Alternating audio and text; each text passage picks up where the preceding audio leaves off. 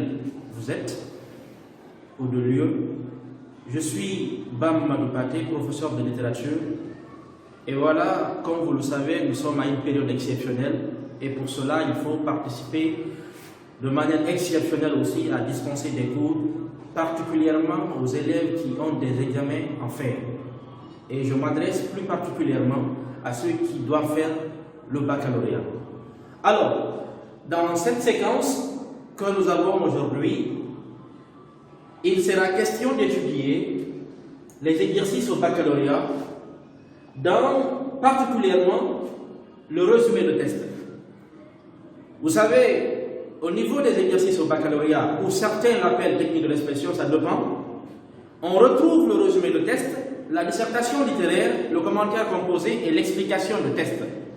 Alors, aujourd'hui, c'est vrai, plus d'une décennie maintenant, tous les sujets qui viennent au bac viennent sous forme de dissertation. Mais pour autant, ce n'est pas parce que peut-être c'est pas susceptible d'être donné au bac qu'on ne va pas aussi l'étudier. Parce que, encore une fois, on n'étudie pas seulement que pour avoir le bac. On étudie ou on se forme pour toute la vie. Donc nous allons étudier le résumé de test. Et il sera question d'étudier non seulement là où les définitions, de parler des travaux préliminaires, du processus, des types de comptage, de la formule de contraction et parler des cas particuliers. Après, nous allons appliquer sur un test et voir ce qu'il y a lieu de faire. Alors, pour ce qui est de la définition, le résumé de test.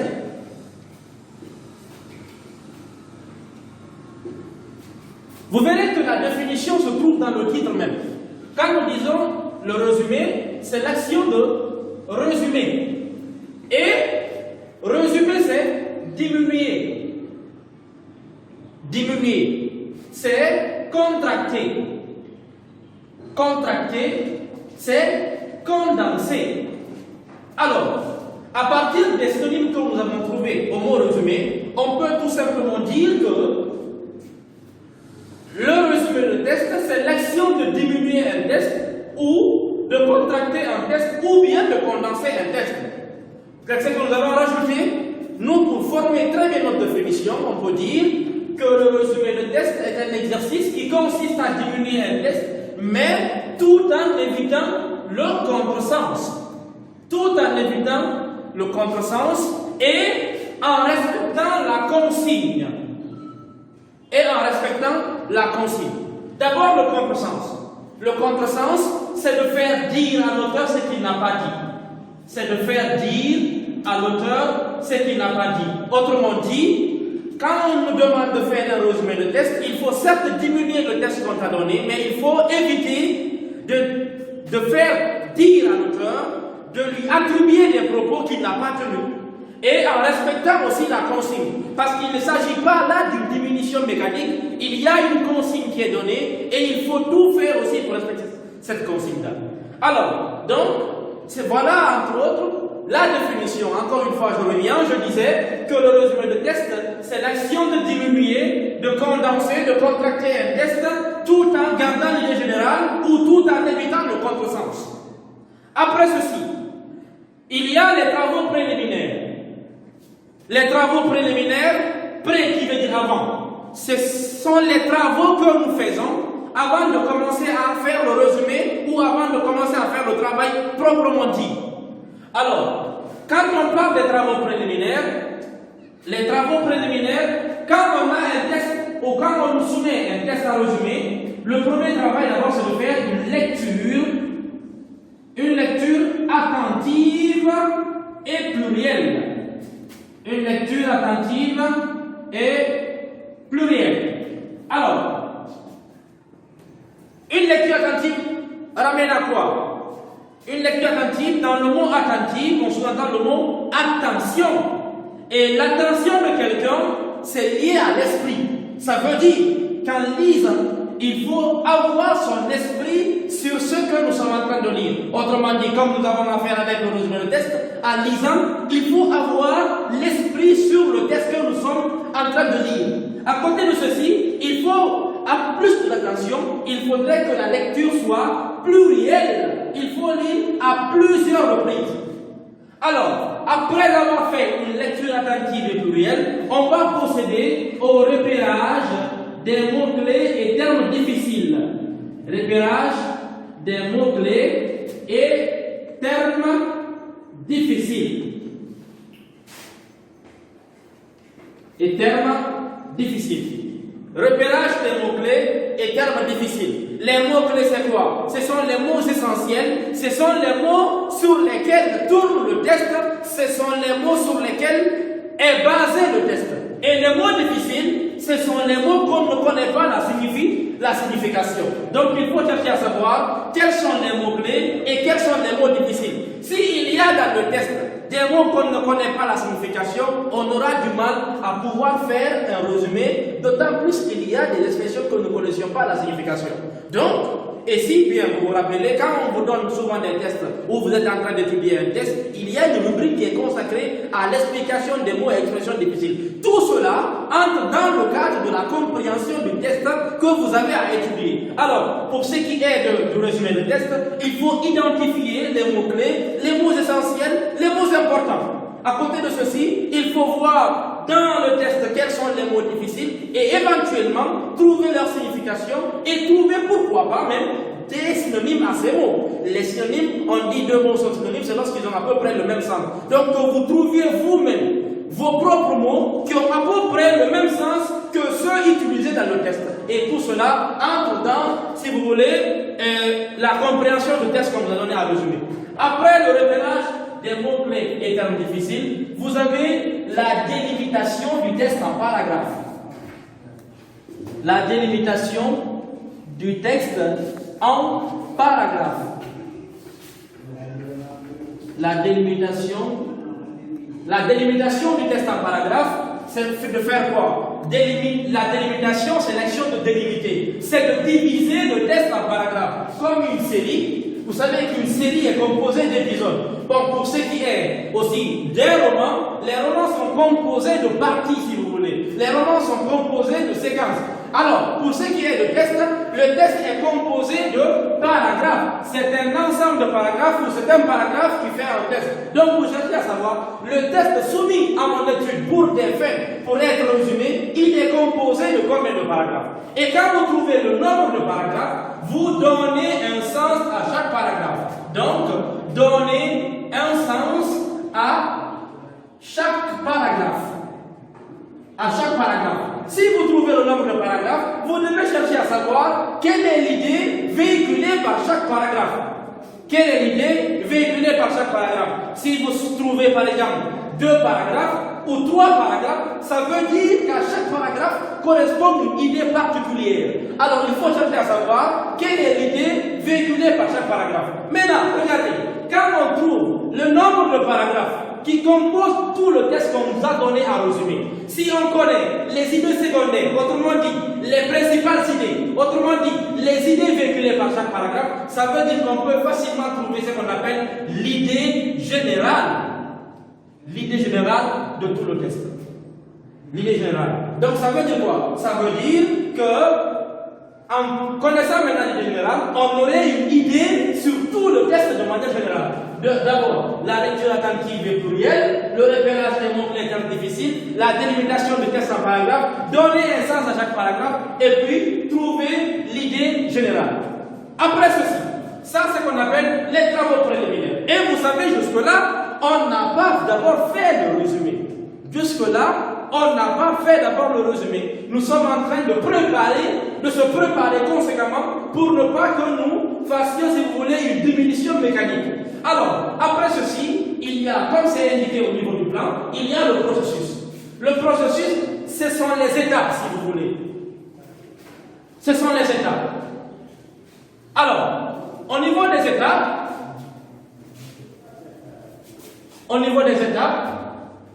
donc, processus. Vous avez d'abord, petit 1, la suppression. La suppression. La suppression, c'est quoi? La suppression, c'est l'action de supprimer. Mais qu'est-ce qu'il faut supprimer? La suppression est certes une étape, mais elle n'est pas une étape obligatoire. Parce qu'il y a des tests où ce n'est pas dans tous les tests où on peut supprimer. Maintenant, qu'est-ce qu'on doit supprimer? On doit supprimer tous les mots qui ne sont pas indispensables. Tous les mots qui ne sont pas indispensables, ou du moins tous les mots ou des mots qui sont répétés. Donc, les mots qui sont répétés, il faut supprimer certains, d'autant plus qu'on vous a demandé de diminuer, de condenser un texte. Donc, d'une manière ou d'une autre, c'est de diminuer, c'est de condenser. Donc, il faut supprimer certains mots qui ne sont pas trop importants ou que, quand vous leur supprimez, cela n'impactera pas le test directement. Après la suppression, deuxièmement, vous avez ce qu'on appelle l'intégration lexicale. L'intégration lexicale. L'intégration lexicale, c'est quoi? L'intégration lexicale, c'est de remplacer plusieurs mots par un seul mot. C'est de remplacer plusieurs mots par un seul mot. Je donne un exemple. Dans un texte, vous trouvez par exemple, quand vous dise la Guinée, la France. Quand vous dise le Royaume-Uni,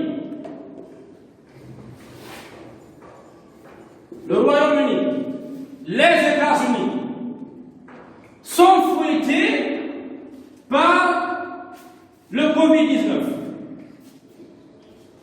Sont fouettés par le Covid-19.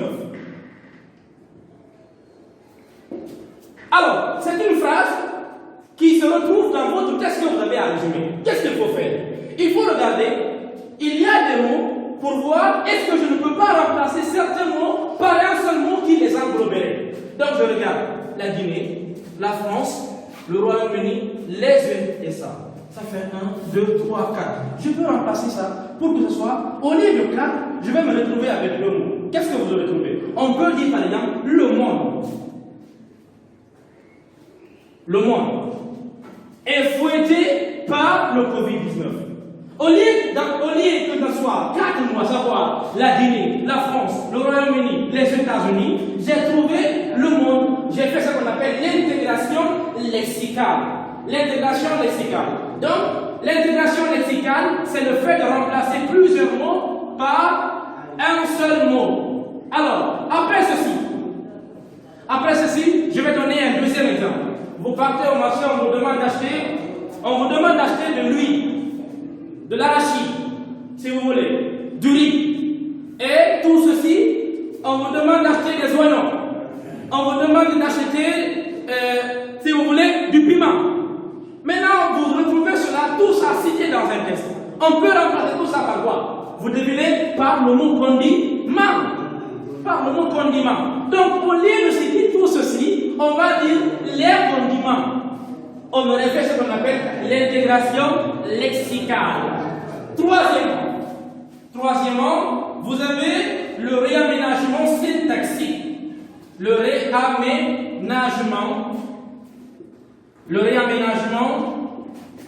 syntaxique. Le réaménagement syntaxique.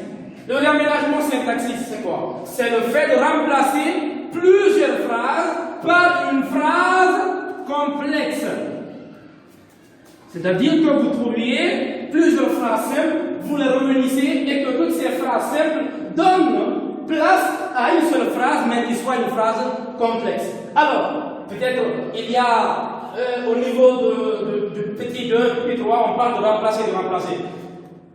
De manière plus simple, ça veut dire quoi? Au niveau de l'intégration lexicale, il est question de remplacer les mots. Au niveau de l'aménagement syntaxique, c'est de remplacer plusieurs phrases. Donc, intégration lexicale, on parle de mots, réaménagement syntaxique, on parle de phrases.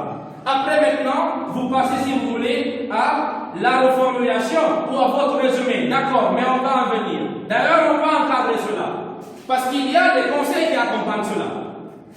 Il faudrait qu'en résumant, si vous voulez, que votre test puisse garder le même système d'énonciation que le test original. C'est quoi le test original? C'est le test qu'on vous a donné à résumer. Il faudrait que la tonalité soit la même. Par rapport à la tonalité utilisée dans le test original, si vous voulez, c'est cette même tonalité qui doit se retrouver dans votre test, autrement dit, dans le test résumé. Alors, si par exemple, vous avez un ton qui est pathétique, ou un ton ironique, ou un ton polémique, ça veut dire que dans votre test aussi, on doit retrouver ces mêmes tons. Hormis cela, autre chose qu'il faut comprendre, il faut aussi être dans la peau de celui qui parle. Il faut éviter les grands textes que tu dois avoir pour dire, par exemple, l'auteur dit, l'auteur pense, l'auteur parle. Non! On ne doit pas, tu ne dois pas faire parler l'auteur. Toi, tu dois parler à la place de l'auteur. Autrement dit, tu devais parler ou tu dois parler comme si c'est l'auteur lui-même qui parle. Sauf que toi, tu dis un peu de mots, ce que lui, il avait dit de manière plus détaillée. Toi, tu vas synthétiser cela. Alors, tu vas diminuer cela. Tu vas diminuer de telle sorte que s'il a utilisé le pronom personnel je, toi aussi, dans ton texte, tu dois utiliser le pronom personnel je. S'il a utilisé nous, tu dois utiliser nous. S'il a utilisé vous, tu dois utiliser vous. Autre chose qu'il faut éviter, que beaucoup, si vous voulez, ignorant que beaucoup de gens sont en train de faire, c'est le fait, par exemple, de faire de telle sorte que, en résumant, dans le texte qu'ils ont, il y a 3 paragraphes. Dans leur texte qu'eux ils ont, ils commencent à résumer le dernier paragraphe pour que ce soit leur premier paragraphe. Non. D'ailleurs, si vous vous rappelez, au niveau des travaux préliminaires, on avait parlé de la délimitation du texte en paragraphe, donner un sens à chaque paragraphe. Ça veut dire quoi? Toi aussi, en faisant ton résumé, tu dois faire attention en suivant aussi, si vous voulez, l'enchaînement des idées. Il faudrait que les idées soient de manière ordonnée, conformément au texte original. Autrement dit, conformément au texte qu'on vous a donné à résumer. Donc, c'était ça qu'il était question de parler au niveau du processus. Au niveau du processus. Maintenant, nous allons en venir au niveau du type de comptage. Type de comptage. Principalement, il y en a 2. Principalement, il y en a 2. 2 types de comptage. Vous avez le comptage mot à mot et le comptage linéaire. Je reprends, je dis, au niveau des types de comptage, quel comptage? Le comptage des mots se trouvant dans le texte original. Vous avez le comptage mot à mot et le comptage linéaire. Maintenant, c'est quoi le comptage mot à mot? C'est quoi le comptage linéaire? Le comptage mot à mot, comme son nom l'indique, c'est de compter les mots du texte un à un, du début à la fin. Du début à la fin. Si, par exemple, au niveau, supposons par exemple, que ce soit notre texte. Voilà, que ce soit notre texte par exemple. Quand on veut appliquer le comptage mot à mot, c'est de compter en disant 1, 2, 3, 4, 5, 6, 7, 8, 9, 10, 11, 12, 13, 14, 15, 16, 17, 18, 19, 20, 21, 22, 23, 24, 25, 26, 27, 28, 29, 30. Ça veut dire que dans mon texte, j'ai fait ce qu'on appelle le comptage mot à mot. Encore une fois, le comptage mot à mot, c'est de compter les mots du texte un à un, du début à la fin. Maintenant, il arrive des fois que nous soyons pris par le temps ou que nous ayons un test très long. Alors, au lieu de passer tout son temps à seulement de compter les mots, d'autant plus que si le temps est compté et on n'a pas suffisamment de temps, il faut passer ce qu'on appelle au comptage linéaire. Le comptage linéaire. Dans le mot linéaire, on sous-entend le mot ligne. Mais attention, ce n'est pas de compter les lignes. Je vais expliquer. Le comptage linéaire, on regarde dans le texte, comme vous a donné un résumé. Vous regardez, par exemple, la ligne la plus chargée dans le texte. Dire dans un texte, quand on dit par exemple la ligne la plus chargée, ça revient à dire la ligne où il y a plus de mots. Mais attention, il y a une différence entre ligne et phrase. Je ne parle pas de phrase, je parle de ligne. Donc vous regardez dans le texte qu'on vous a donné ou qu'on vous a demandé de résumer, résumé, vous regardez la ligne la plus chargée. Supposons, ça soit notre test. On va regarder la ligne la plus chargée. 1, 2, 3, 4, 5. 1, 2, 3, 4, 5. Bon, prenons. Ici, par exemple, la ligne la plus chargée. À partir de titre, ça fait 1, 2, 3, 4, 5. J'écris 5 quelque part. Je n'ai plus qu'une seule ligne d'abord. Je regarde aussi la ligne la moins chargée. La ligne la moins chargée, c'est la ligne où il y a moins de mots. Alors, je vais regarder dans mon test, quelle est la ligne où il y a moins de mots. Ça fait, il y a 1, 2. Ça veut dire que dans mon CV, si vous voulez, alors, j'ai pris seulement que la ligne la plus chargée et la moins chargée. Les deux résultats, je les additionne. J'ai trouvé 5 plus 2. Ça fait 7. Le résultat obtenu, je divise ça par 2. 7 divisé par 2, j'aurai combien? 3 fois. 3 fois 2, 6. Ôté de 7, 1. J'ajoute un 0, je place la virgule. J'essaye 5 fois. 5 fois 2, 10, c'est 10, 0. Donc, comme il y a la virgule, sensibilisme égale à 4. Les 4 là maintenant, je multiplie ça par le nombre total des lignes du test. Les 4 que j'ai trouvés, je vais regarder dans mon test, il y a combien de lignes? Vous avez 1, 2, 3, 4, 5, 6, 7, 8, 9, 10, 11. Je vais multiplier 4 fois 11, ce qui me fait 44. 44. Donc, je vais trouver le nombre exact ou un nombre approximatif.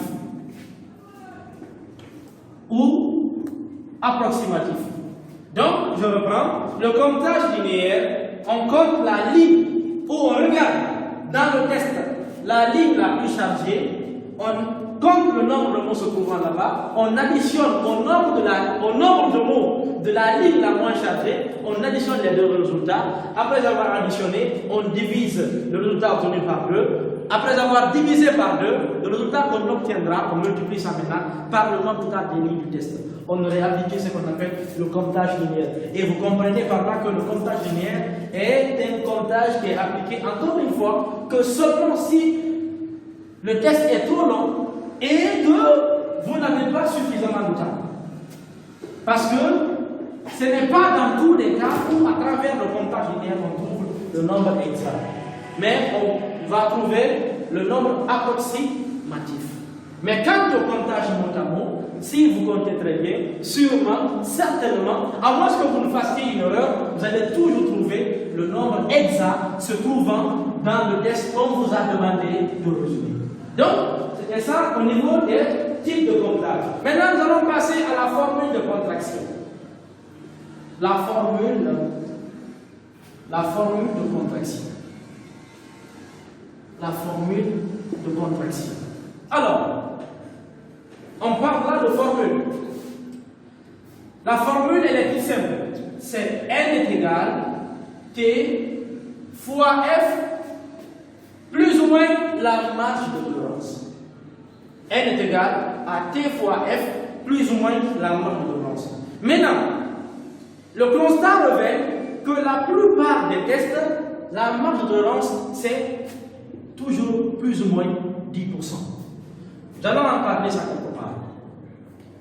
Donc, la formule de contraction pour trouver le nombre de mots demandés, parce que ce n'est pas parce qu'on a demandé de diminuer, je vous parlais tout à l'heure, en parlant de la définition, j'ai dit qu'il faut aussi respecter ce que la consigne nous a demandé de faire. Et qu'est-ce que la consigne nous demande? La consigne va nous imposer un certain nombre de mots. Alors maintenant, comment trouver ce nombre de mots? C'est en passant bien entendu par la formule de contraction, à savoir n est égal t fois f plus ou moins 10%. Maintenant, n c'est quoi? T c'est quoi? F c'est quoi? Plus ou moins 10% là c'est quoi?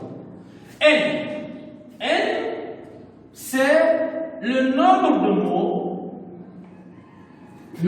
mots du test final. C'est quoi le test final? C'est le test que vous devez avoir. Pas le test qu'on vous a donné à résumer, mais le test résumé. Alors, T, c'est le nombre de mots du texte initial. Nombre de mots du texte initial. Le texte initial, c'est le texte qu'on vous a donné à résumer. Maintenant, F c'est la fraction de réduction. Si c'est un demi, si c'est un tiers, si c'est un quart, si c'est un cinquième, c'est ce qu'on appelle la fraction de réduction. Et plus ou moins 10% là constitue ce qu'on appelle la marge de tolérance. La marge de tolérance. Ça veut dire quelque part qu'on va vous accorder une marge. Une marge par rapport à quoi? Par rapport au nombre de mots. Parce que si on disait par exemple n égale à t fois f, on se limite là-bas. Ça veut dire on vous aurait demandé d'avoir un nombre exact. Et pour cela, il va falloir, et si vous voulez, déchirer beaucoup de feuilles. Donc pour éviter cela, on vous a donné une marge de tolérance pourvu que si vous ne trouvez pas tel nombre, que vous puissiez au moins trouver tel nombre et qu'on vous pardonne. C'est ce qu'on appelle la marge de tolérance. Bien, alors, donc, c'était ça au niveau de, si vous voulez, la formule de contraction. La formule de contraction. Maintenant, il y a ce qu'on appelle les cas particuliers. Les cas particuliers. Les cas particuliers, ce sont les cas exceptionnels qu'on peut rencontrer dans un test. Ce sont les cas exceptionnels. Supposons par exemple, dans un test, on trouve, en comptant, on trouve 2021. Après, on dit CAF. Ah, vous trouvez cela? Maintenant, vous avez dû voir comment compter ça, par exemple. Maintenant, la règle est toute simple. Lorsque vous trouvez une date qui est écrite en chiffres dans un test, une date équivaut à un mot. Encore une fois, si la date elle est écrite en chiffres, ça veut dire que 2021, pour compter cela, en faisant le comptage, vous devez compter 2021 comme un mot. Maintenant, il y a aussi ce qu'on appelle les sigles. Les sigles, ce sont les abréviations des noms. Quand on dit CAF, quand on dit PNUD par exemple, quand on dit OUA, vous rencontrez, c'est écrit comme ça. Ou on dit l'ONU. Vous par exemple, l'ONU, il y a combien de mots? En principe, au niveau de l'ONU, il doit y avoir deux mots.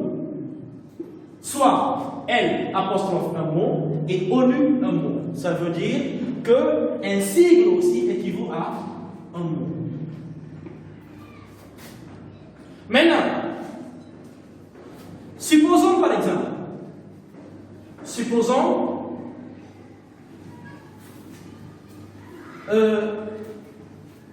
qu'on nous donne par exemple, après avoir, on a un test, on compte le nombre de mots se trouvant dans ce test. Après avoir compté, on a trouvé, c'est-à-dire ils sont passés soit par le comptage mot à mot, ou sûrement le comptage mot à mot. Après on trouve 306 mots. Dans la consigne, on nous demande de résumer ce test à un demi de sa longueur avec une marge de nombre de plus ou moins 10%. Comment faire le calcul? Connaissant la formule de contraction, qui est la suivante, n est égal à t fois f plus ou moins 10%. Pour rappel, nous avons dit que n, c'est le nombre de mots le test final, qui n'est pas là. T, nombre de mots le test initial. Le test initial, c'est le test qu'on vous a donné à résumer. Et dans quel test on a trouvé 306 mots? C'est le test initial. Ça veut dire que 306 mots représentent T. F, 1 demi, plus ou moins 10%. Dans ce cas, application numérique, nous aurons n est égal à 306 fois 1 demi, plus ou moins 10%.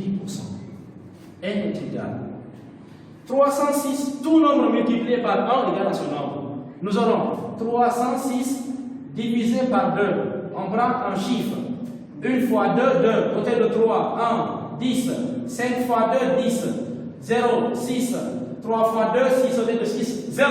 On a 153. 153. Alors, en principe, sans calculer la marge de tolérance, dans mon test, je dois trouver 153 mots. Imaginez, un test qui était à 306 mots, on me demande maintenant d'avoir 153 mots. Mais, c'est là qu'on va comprendre l'importance de la marge de tolérance. Alors, maintenant, la marge de tolérance me dit quoi? Plus ou moins 10%. Pour cela, je pose, si les 100% me donnent combien? Les 153, les 10% me donneront X. Produit des mots égale à produit des extrêmes. X est égal. C'est 153 fois 10%, le tout sur 100%. 153 fois 10%, le tout sur 100%. Je simplifie les pourcentages. 1, 0, 1, 0. 153 fois 1, toujours 153. 153 divisé par 10, on déplace la virgule. 2 est égal à 15,3. Sensibilisation égale à 15. Alors, je reviens. Je dirais que n est égal. On m'a dit que c'est plus ou moins 10%. Donc, ça veut dire quoi? C'est 153 plus ou moins 15. J'écris les 153 au milieu. 153 plus 15. 5 plus 3, 8. 5 plus 1, 6. 168. J'écris le nombre élevé à ma droite. 168. On m'a dit plus ou moins. Je reprends les mêmes 153. Cette fois-ci, moins 15. Moins 15. 13, 8, 2, 3, 1. 138. Ça veut dire que dans le test que je dois avoir, le nombre de mots doit être compris de l'intervalle fermé de 138 à 168. Si je trouve 137 mots, c'est que je n'ai pas trouvé. 169 mots, je n'ai pas trouvé. Mais par contre, si je trouve 154 mots, j'ai trouvé. 139 mots, j'ai trouvé. 140, j'ai trouvé. Donc on comprend combien de fois cette marge nous a aidé.